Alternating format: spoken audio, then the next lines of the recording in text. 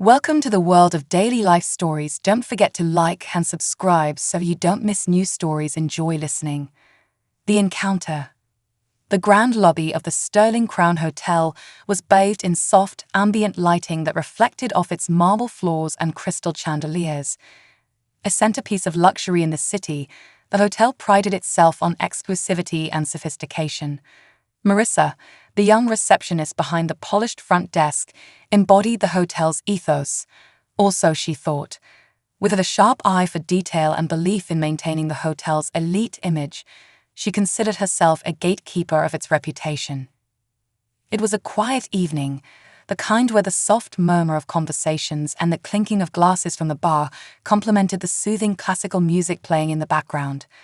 As the clock ticked closer to midnight, the lobby grew even quieter.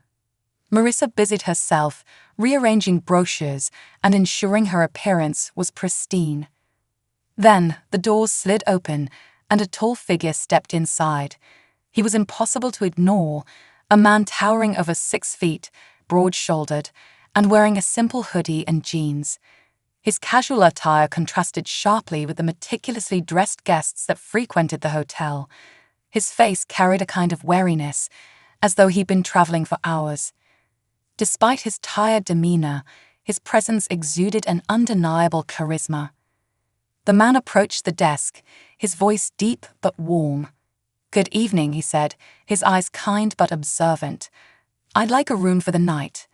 He slid a credit card across the counter. Marissa hesitated, her polite smile tightening. She glanced at his card, but her eyes were drawn to his clothing again. He didn't fit her mental image of the Sterling Crown's typical guest. Something about him made her uneasy. "I'm sorry," she said, her voice crisp but forced. "We're fully booked tonight." The man's brow furrowed slightly. He glanced around the lobby, which was nearly empty. The vacant chairs and dimmed lights betrayed her claim. "Are you sure?" he asked, his tone calm but firm. "I'm willing to pay any rate." Marissa folded her arms, tilting her head in feigned regret. "Unfortunately, there's nothing I can do. Perhaps you could try another hotel nearby." Before the man could respond, the main doors opened again. A well-dressed couple entered, their designer luggage trailing behind them. Marissa's demeanor changed in an instant. Her smile brightened, and her voice took on a warm, welcoming tone. "Good evening. Welcome to the Sterling Crown Hotel." The man watched silently as she efficiently checked the couple in, handing them a room key with practiced ease. His face betrayed a flicker of disappointment, but he remained composed. He nodded to himself, as if coming to terms with an unpleasant realization. "Thank you," he said quietly and turned to leave. Outside, the night air was cold, biting against his skin as he took a deep breath. He wasn't just another traveler rejected on a whim. He was Marcus Big M Steele, a former professional basketball star turned entrepreneur. His name was synonymous with success, not only on the court, but also in the business world. He had quietly acquired numerous properties, from restaurants to high-end hotels, each investment reflecting his vision of excellence and inclusivity. For weeks, Marcus had been eyeing the Sterling Crown Hotel as a potential acquisition. The parent company had been struggling, and he saw it as a promising opportunity. Tonight's encounter sealed his decision. Pulling out his phone, he made a series of calls to his financial advisor, his legal team, and his trusted business partner. By morning, the Sterling Crown Hotel would no longer belong to its previous owners. It would be his. The next morning, Marcus sat in a quiet corner of a cafe, sipping his coffee as his team finalized the deal. His thoughts lingered on the events of the previous night, the dismissiveness, the thinly veiled bias, and the lack of professionalism. He had encountered prejudice before, but this time he had the power to do something about it. He wasn't driven by vengeance, he was driven by a vision. He wanted to transform the Sterling Crown into more than just a luxurious hotel. He wanted it to stand for something greater. By midday, the deal was done. Marcus was officially the new owner of the Sterling Crown Hotel. When he arrived at the hotel later that day, the atmosphere in the lobby shifted. This time, Marcus wore a tailored suit that fit him impeccably. His polished shoes clicked against the marble floor, and his confident stride commanded attention. Staff members whispered among themselves, recognizing him but unsure why he had returned.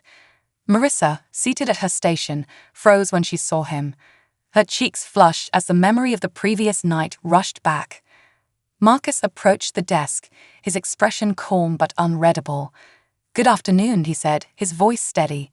"I'd like to introduce myself." Marissa forced a smile, her voice shaky. "Of course, sir. How can I assist you?" He leaned slightly forward, meeting her gaze.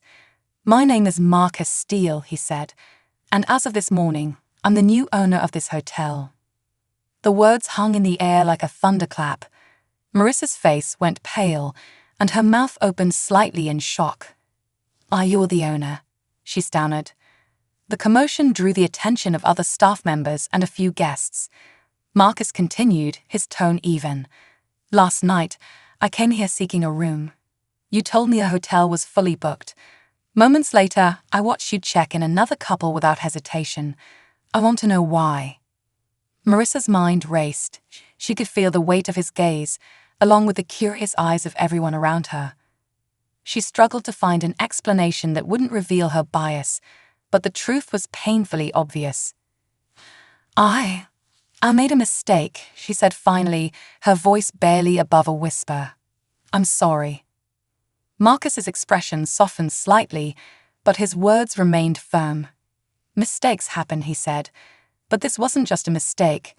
This was a decision to judge someone based on their appearance, not their worth. That's not the kind of service I want in my hotel." At that moment, Joel, the hotel manager, emerged from his office. He had heard whispers of the hotel's sudden acquisition, but hadn't expected to face the new owner so soon, and certainly not under these circumstances. "Mr. Steele," Joel said, his voice smooth and rehearsed. "Welcome. I'm sure there's been a misunderstanding." Marcus cut him off with a raised hand. "If you had known who I was, would I have been treated differently?" he asked pointedly. Joel faltered, struggling for words. "Well, That's the problem," Marcus said, his voice steady but commanding. "This isn't just about me. It's about every guest who walks through those doors.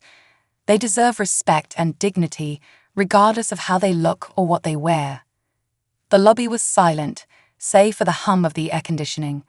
Marissa's eyes brimmed with tears, her hands trembling. She expected immediate dismissal, but what Marcus said next took her by surprise. "I believe in second chances," he said. "If you're willing to learn, to treat everyone fairly, you can stay. But if not, this isn't the place for you." Marissa nodded, tears spilling onto her cheeks. "Thank you," she whispered. "I'll do better." Marcus turned to Joel. "As for the management, there will be changes. Effective immediately, everyone, staff and leadership, will undergo training on bias and customer relations. This hotel will become a symbol of inclusivity and excellence." Joel nodded quickly, relieved to still have his job. Marcus's vision was clear. The Sterling Crown Hotel would no longer be defined by its exclusivity, but by its commitment to welcoming everyone with open arms. The vision takes shape. The meeting room on the top floor of the Sterling Crown Hotel was spacious and modern, its floor-to-ceiling windows offering a stunning view of the city skyline. The staff gathered there at Marcus Steele's request, their faces a mixture of curiosity, apprehension, and quiet defiance. Whispers rippled through the room as they waited for their new owner to speak. Many had heard stories of Marcus' achievements, his rise from a modest upbringing to global fame, but few understood the depth of his commitment to excellence and his insistence on fairness. Marcus entered the room with a quiet authority, his presence commanding instant attention. He wasn't dressed in the tailored suit from earlier, but in a simple button-down shirt and slacks, signaling that this meeting was not about status but substance. He carried a thick binder under one arm and placed it on the conference table before addressing the room. "Good afternoon," he began, his deep voice calm yet firm. "First, I want to thank all of you for being here. I know the last 24 hours have brought unexpected changes, and change can be difficult. But with change comes opportunity. Today, I want to talk about the vision I have for this hotel and the role each of you will play in it. The staff listened intently, though some crossed their arms or exchanged skeptical glances. Marissa sat near the back, her hands folded tightly in her lap. She avoided Marcus's gaze, still reeling from the events of the previous day. Joel, the manager, sat near the front, his expression a careful mask of attentiveness. Marcus's sharp eyes caught every detail, but he chose not to call anyone out, not yet. "Let me tell you a story," Marcus said, pacing slowly. "When I was a rookie in the NBA, I walked into a restaurant one night with a couple of teammates. We just won a big game, and we were riding high. But the moment we stepped through those doors, the energy shifted. The hostess took one look at us and said there were no tables available, even though the place was half empty. She didn't see athletes who had just achieved something remarkable. She saw 3 young black men who didn't belong." A murmur ran through the room. Marcus paused, letting the weight of his words settle. "That night, I promised myself 2 things. First, I would never let anyone's prejudice define my worth. And second, if I ever had the power to change how people are treated, I'd use it. Today, I have that power, and I'm standing here to tell you. This hotel will be a place where everyone feels welcome. No exceptions." He opened the binder and pulled out a stack of documents. "These are the new policies for the Sterling Crown Hotel. They cover everything from guest interactions to hiring practices. But policies alone won't make the change we need. That's why, starting next week, every single one of you will undergo training on unconscious bias, cultural sensitivity, and exceptional customer service." A ripple of discomfort moved through the room. Joe raised his hand, his voice careful.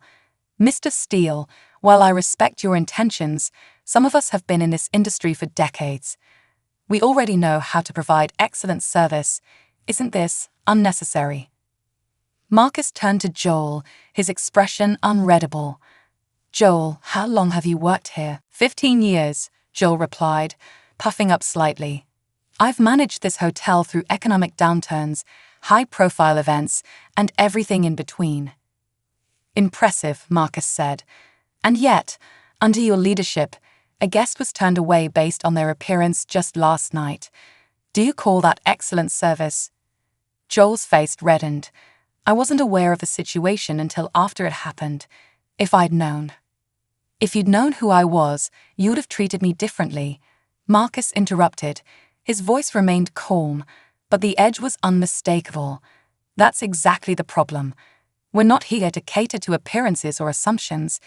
We're here to provide a world-class experience to every guest.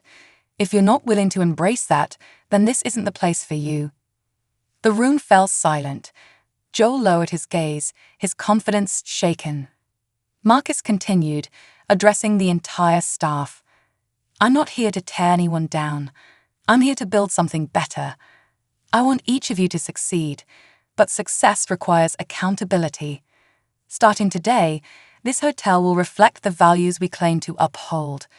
That means no more shortcuts, no more excuses, and no more bias, conscious or unconscious." He pulled out a whiteboard and began outlining his vision. The Sterling Crown would become more than a luxury hotel. It would be a symbol of inclusivity, excellence, and community. Marcus detailed plans for community outreach programs, partnerships with local businesses, and a scholarship fund for underprivileged students interested in hospitality careers. He also announced a new mentorship program for junior staff, ensuring opportunities for growth and development. "This isn't just about doing the right thing," Marcus said. "It's about being the best. When people think of the Sterling Crown, I want them to think of impeccable service, beautiful accommodations, and a welcoming environment that feels like home. That's the standard we're setting." As he spoke, something shifted in the room. The skepticism began to fade, replaced by a sense of possibility. Even Marissa, who had been dreading this meeting, found herself nodding along. She realized that Marcus wasn't just criticizing. He was offering a chance to grow, to be part of something greater. Now, Marcus said, closing his binder, I'm not asking for perfection overnight. Change takes time, but it starts with a choice. Are you willing to make that choice? The room was quiet for a moment, and then Marissa stood. Her voice trembled, but her words were clear. I made a mistake last night. I'm sorry for the way I treated you, and I want to do better. Marcus nodded, a small smile breaking through his serious demeanor. Thank you, Marissa. That's all I ask. One by one, other staff members began to voice their support, pledging to embrace the new vision. Even Joel, though reluctant, acknowledged the need for change. By the end of the meeting, the energy in the room was palpable. Marcus had not only articulated a vision, but had inspired his team to believe in it. As the staff dispersed, conversations buzzed with ideas and possibilities. For the first time in years, the Sterling Crown Hotel felt alive with purpose. Marcus stayed behind, gazing out the window at the city below. He knew the road ahead would be challenging, but he was ready. This wasn't just about transforming a hotel. It was about setting a new standard for what hospitality could be. And he wouldn't stop until the Sterling Crown became a beacon of hope and excellence, shining brightly for all to see. The reawakening of the Royal Beacon. Shaquille O'Neal stood at the head of the long mahogany conference table, gazing out at the staff gathered before him. The view from the 15th floor of the Royal Beacon was stunning, but no one was paying attention to the glittering skyline. All eyes were on Shaq. His presence commanded attention, not just because of his towering frame, but the calm authority he exuded. He began speaking, his voice deep yet approachable, resonating like the steady rhythm of a drum beat. Teamwork and humility, these are the lessons I carry with me from my days on the court, he said, his gaze sweeping the room. But today, I want to talk about something more fundamental. Respect, fairness. These aren't just words. They're the foundation of everything I believe in. The tension in the room was palpable. Many of the employees had spent the morning buzzing about the sudden change in ownership. Whispers of last night's incident had reached everyone's ears. Marissa sat in the back, eyes downcast, her hands clutching a pen like a lifeline. Joel, the now humbled manager, adjusted his tie nervously. Shaq continued, his voice steady but firm. Last night, I came here as a guest. I was tired, just like any traveler who walks through those doors, but I wasn't treated like every other guest. That's not just a failure of one person. That's a failure of the culture in this place, and that ends today. The words hung in the air like a gavel striking the table. Shaq placed his hands on the table, leaning forward slightly, his eyes locking with Joel's. This isn't about blame, it's about solutions. We have a chance to do something great here, to make this hotel a place people talk about for the right reasons. He straightened up and gestured toward the projector screen behind him, where a series of slides appeared.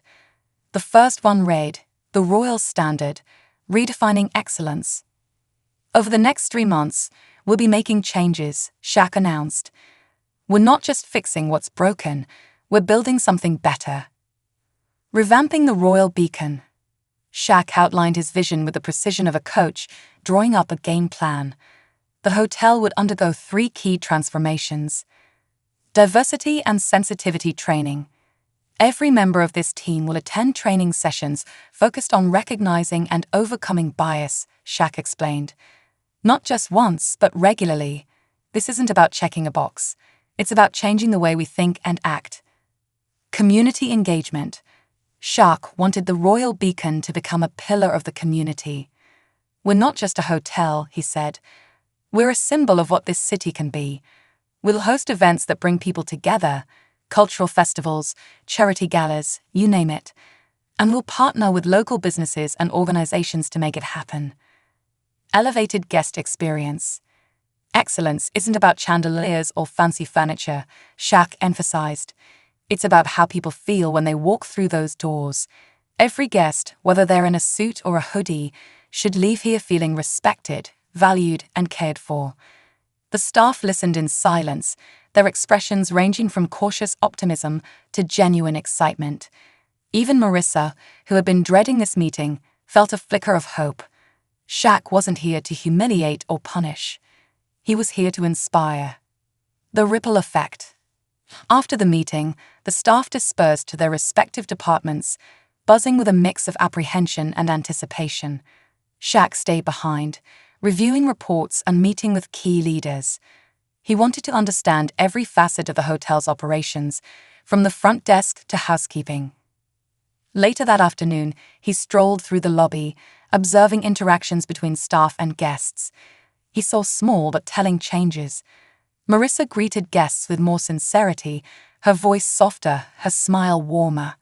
Joel hovered nearby, offering assistance instead of hiding in his office. The other employees, inspired by Shaq's presence, seemed to stand a little taller, their movements more purposeful. Outside, a local journalist had caught wind of the story. A camera crew stood near the entrance, eager for a comment. Shaq stepped out briefly, his suit gleaming in the sunlight, and addressed the media with his trademark charisma. "The Royal Beacon isn't just a hotel," he told them. "It's a promise.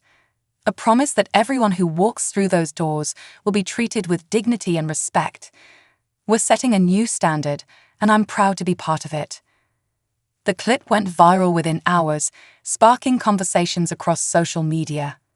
Comments poured in, lauding Shaq's leadership and his stand against discrimination. Travelers began calling to book rooms, eager to support the revamped establishment. The Royal Beacon's reputation, once marred by exclusivity, was quickly transforming. A personal moment. As evening fell, Shaq retreated to his private suite, a temporary residence while he oversaw the hotel's changes. The room was luxurious, but Shaq barely noticed. He sat on the balcony, gazing at the city lights, a cup of tea in hand. His thoughts drifted to the journey that had brought him here. He remembered the sting of rejection he felt the night before, not for the first time in his life. Growing up, he had faced countless moments where he was judged by the color of his skin or the way he dressed. Success hadn't shielded him from prejudice, but it had given him a platform to challenge it. The sound of a knock interrupted his reverie. He opened the door to find Marissa standing there, looking nervous but determined. In her hand was a small envelope. "I just wanted to say thank you," she said, her voice trembling, "for giving me a second chance. I won't let you down." Shaq took the envelope and opened it to find a handwritten note. It was an apology, heartfelt and sincere, along with a pledge to do better. He smiled, touched by the gesture. "We all make mistakes," he said gently. "What matters is what we do next. Keep learning, keep growing." Marissa nodded, tears glistening in her eyes. As she turned to leave, Shaq called after her. "One more thing. You've got a lot of potential, Marissa. Don't let fear hold you back." She smiled through her tears, her steps lighter as she walked away. A new dawn. The next morning, the Royal Beacon was abuzz with activity. Contractors arrived to begin renovations, adding subtle touches that would make the hotel more inviting. The staff gathered for their first training session, led by a dynamic speaker Shaq had personally selected. Guests checked in, greeted warmly by employees who were beginning to embrace the new culture. Shaq spent the day moving between meetings and mingling with guests. He made a point of talking to everyone, from the bellhops to the housekeeping staff. His message was clear. No role was too small, and no person was less important. By evening, the hotel felt different. The air seemed lighter, the atmosphere more welcoming. The Royal Beacon was no longer just a building. It was a community, a place where people of all backgrounds could come together and feel at home. And at the heart of it all was Shaq, a man who had turned rejection into redemption, not just for himself, but for everyone who walked through the doors of the Royal Beacon, rebuilding the soul of the hotel. The Royal Beacon began to transform from within. Shaq had envisioned the hotel as a beacon of inclusivity and excellence, but bringing this vision to life required more than policy changes and staff training. It demanded a shift in culture, a reawakening of the soul of the establishment. Morning momentum. The day started early at the Royal Beacon. The once quiet, almost sterile mornings were now abuzz with energy. Staff meetings had become a daily ritual where employees shared insights and progress updates. Shaq made it a point to attend these meetings personally, often beginning them with motivational anecdotes from his career in basketball. One morning, he brought in a basketball as a prop. Spinning it effortlessly on one finger, he said, "This ball taught me more than just how to play. It taught me discipline, teamwork, and resilience. Just like on the court, success here depends on how well we play together." He tossed the ball to Joel, who fumbled but caught it with an awkward laugh. The icebreaker set the tone for the rest of the meeting. Joel, who had been hesitant about the changes, now found himself inspired by Shaq's hands-on leadership. His approach shifted. He began engaging more with his team, focusing on solutions instead of hierarchy. Shaq introduced an open-door policy for feedback, encouraging employees to voice their concerns and ideas. One of the housekeeping staff, an older woman named Rosa, hesitantly suggested creating a special concierge service for long-term guests. Shaq lit up at the idea. "That's brilliant, Rosa. Let's make it happen," he said, jotting it down in his notebook. Rosa left the meeting with a newfound confidence, her voice no longer stifled by years of being overlooked. The first test. Despite the internal progress, challenges loomed. The media attention brought a surge in bookings, but not all guests arrived with goodwill. One evening, a wealthy businessman checked in, accompanied by his entourage. His sharp suit and expensive watch screamed privilege, but his attitude left much to be desired. Marissa, now more seasoned and self-assured, was manning the front desk when he approached. "I booked the penthouse," the man barked, tossing his ID and credit card on the counter without so much as a greeting. Marissa maintained her composure, her training kicking in. "Welcome to the Royal Beacon, Mr. Harrington. We're delighted to have you with us," she said, her tone professional yet warm. The man glanced around, his lip curling as he noticed a young family in casual attire entering the lobby. "Not the kind of clientele I'd expect here," he muttered under his breath. Marissa's smile didn't falter, but Shaq, who had been observing from a distance, stepped in. His towering presence silenced the businessman's grumbling. "Good evening, Mr. Harrington," Shaq said, extending a hand. "I'm Shaquille O'Neal, the owner of this hotel. Is there a problem?" The businessman stammered, caught off guard by Shaq's directness. No problem at all," he said, his arrogance deflating. Shaq smiled, but his eyes carried a warning. "Good. At the Royal Beacon, we treat all our guests with respect. I trust you'll do the same." The encounter became a talking point among the staff. Marissa, who had been nervous about handling difficult guests, felt a surge of pride. She had stood her ground, and Shaq's support reinforced her belief in the new culture they were building. A new face for the Beacon. The physical transformation of the Royal Beacon was just as significant as its cultural rebirth. Shaq had hired a team of designers to reimagine the hotel's aesthetic. The sterile, overly formal decor was replaced with warm, inviting tones. Local artwork adorned the walls, showcasing the rich cultural diversity of the city. One of the standout features was a mural in the lobby, painted by a local artist Shaq had discovered during a community outreach event. The mural depicted a diverse array of people, their faces turned toward a radiant light that symbolized hope and unity. It quickly became a focal point, drawing admiration from guests and staff alike. The renovations extended beyond aesthetics. Shaq invested in upgrading the hotel's amenities, adding a state-of-the-art fitness center, a rooftop garden, and a library stocked with books donated by the community. Each change was carefully considered to enhance the guest experience while reflecting the values of inclusivity and excellence. Bridging the divide. One of Shaq's most ambitious initiatives was the Community Nights program. Every Friday, the hotel opened its doors to local residents for free events, ranging from jazz nights to culinary workshops. These events aimed to bridge the gap between the hotel and the surrounding community, fostering a sense of connection and belonging. The first community night was a roaring success. The lobby buzzed with laughter and music as guests mingled with locals. A young girl, no older than 10, shyly approached Shaq with a basketball in hand. "Mr. Shaq, can you sign this?" she asked, her voice barely audible. Shaq knelt to her level, grinning. "Of course, but only if you promise me one thing." The girl nodded eagerly. "Dream big," he said, handing the ball back to her. "No matter what anyone says, you can do anything." The moment, captured by a photographer, became symbolic of the Royal Beacon's transformation. It wasn't just a hotel anymore, it was a beacon of hope. A second chance. Marissa's journey mirrored the hotel's evolution. Once rigid and judgmental, she had grown into one of the most empathetic and capable employees on the team. One evening, a man in a hoodie and jeans approached the front desk, much like Shaq had on that fateful night. Marissa greeted him warmly, her smile genuine. "Welcome to the Royal Beacon," she said. "How can I help you tonight?" The man hesitated, then asked for a room. Marissa didn't flinch, checking the availability and securing his reservation with ease. As he walked away, Shaq, who had been watching from a distance, approached her.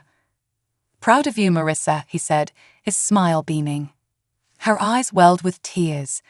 "Thank you, Mr. O'Neill, for everything." He nodded. "You've earned this, Marissa. Just remember, it's not about being perfect, it's about being better." A night to remember. That evening, the hotel hosted its first charity gala under Shaq's ownership. The ballroom sparkled with elegance, but the atmosphere was anything but pretentious. Guests from all walks of life mingled, united by a shared purpose, supporting a local education fund. Shaq took the stage to deliver a heartfelt speech. "This hotel isn't just mine," he said. "It belongs to everyone who believes in the power of respect, kindness, and second chances. Together, we're proving that change is possible." The audience erupted in applause, a standing ovation that lasted minutes. For Shaq, it wasn't just a personal victory, it was a testament to the collective effort of his team and community. As the night wound down, Shaq stood on the balcony of the ballroom, watching the city lights twinkle in the distance. The Royal Beacon wasn't just a hotel anymore, it was a movement, a shining example of what could happen when people came together with a shared vision. And for the first time in a long while, Shaq felt something he hadn't expected: peace. The legacy of the Royal Beacon months passed, and the transformation of the Royal Beacon Hotel became more than a local story. It became a symbol of hope and progress that resonated nationwide. The changes Shaq had implemented took root not just in the policies and decor, but in the hearts of the people who worked there. Yet, as the hotel flourished, Shaq knew the real test was ensuring the legacy endured beyond his direct involvement. A thriving community hub. The Royal Beacon was no longer just a hotel, it had become the heart of the community.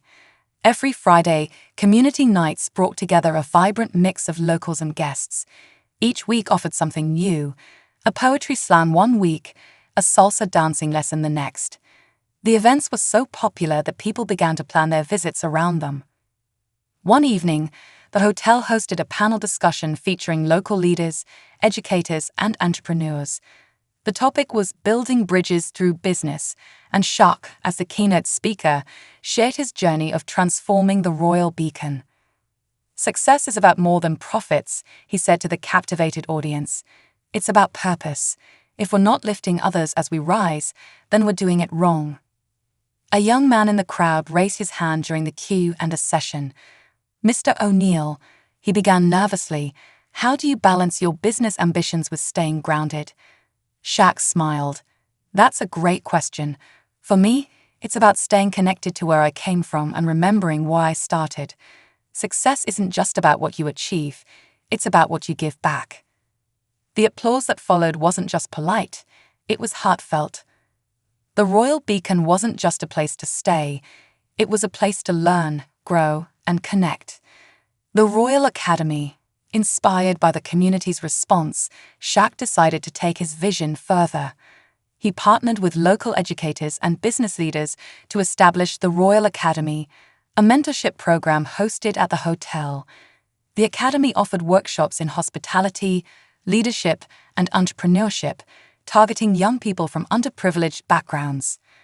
The first cohort consisted of 20 students, each eager to learn and make a difference. Marissa, now one of the most respected staff members, volunteered as a mentor. She taught classes on customer service and shared her personal journey of growth.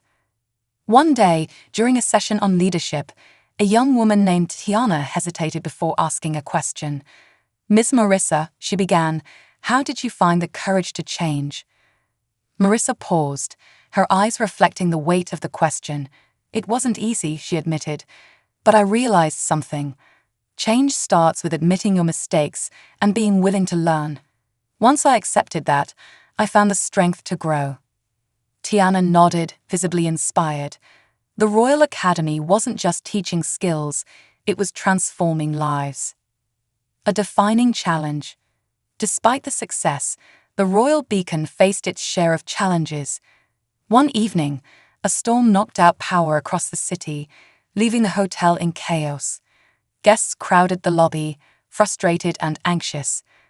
Staff scrambled to find solutions that training tested under pressure. Shaq, who was meeting with his leadership team when the power went out, immediately took charge. "All right, team," he said, his voice steady and reassuring. "Let's show everyone what the Royal Beacon is made of." He divided the staff into teams, assigning clear responsibilities. Marissa and Joel led efforts to calm guests, distributing blankets and offering refreshments. Rosa, the housekeeper who had suggested the concierge service months ago, stepped up to guide elderly guests to safer areas. The kitchen staff prepared cold meals, ensuring no one went hungry. Shaq himself worked alongside his employees, helping carry lanterns and check on guests. His presence inspired calm and confidence. By the time the power was restored hours later, the guests had not only been pacified, they were impressed by the level of care and coordination. The incident became a defining moment for the Royal Beacon, proving that its transformation wasn't just surface level. The team had embraced the new culture and risen to the occasion. A reunion and a revelation. One day, as Shaq walked through the lobby, he noticed a familiar face, a man in a hoodie and jeans, standing nervously at the front desk. It was the same man Marissa had turned away months ago, but this time, his demeanor was different. "Welcome back to the Royal Beacon," Marissa said, her smile genuine and unguarded. "It's good to see you again." The man hesitated, then said, "Thank you. I wasn't sure if I'd be welcome here after what happened last time." Marissa's expression softened. "Everyone is welcome here," she said sincerely. "That's our promise." Shaq approached, extending a hand to the man.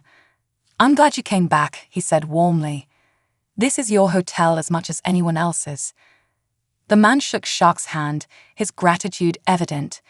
"You've created something special here," he said. "Thank you for giving people like me a place where we're treated with respect." The passing of the torch. As the Royal Beacon continued to thrive, Shaq knew it was time to step back. He had poured his heart into the hotel, but his ultimate goal was to create a self-sustaining legacy. He convened a meeting with the leadership team, now led by Joel, Marissa, and Rosa. "You don't need me to be here every day," Shaq said. "You've got this. The Royal Beacon is in good hands." Marissa, who had once feared losing her job, now found herself at the helm of a movement. "We won't let you down, Mr. O'Neill," she said, her voice filled with determination. Shaq smiled. "I know you won't. Remember, this isn't just a hotel. It's a symbol of what's possible when we work together." A legacy of light. Months later, Shaq returned to the Royal Beacon as a guest, booking a suite under a pseudonym to experience the hotel as an ordinary visitor. What he saw filled him with pride. A bustling lobby filled with diverse guests, staff who radiated warmth and professionalism, and a community that had embraced the hotel as its own. As he checked out, Marissa recognized him. "Mr. O'Neill," she said, her smile brighter than ever. "How was your stay?" "Perfect," he replied, his voice tinged with emotion. "You've done an incredible job." The Royal Beacon had become more than a success story. It was a testament to the power of redemption, resilience, and unity, a shining light that would guide others for years to come.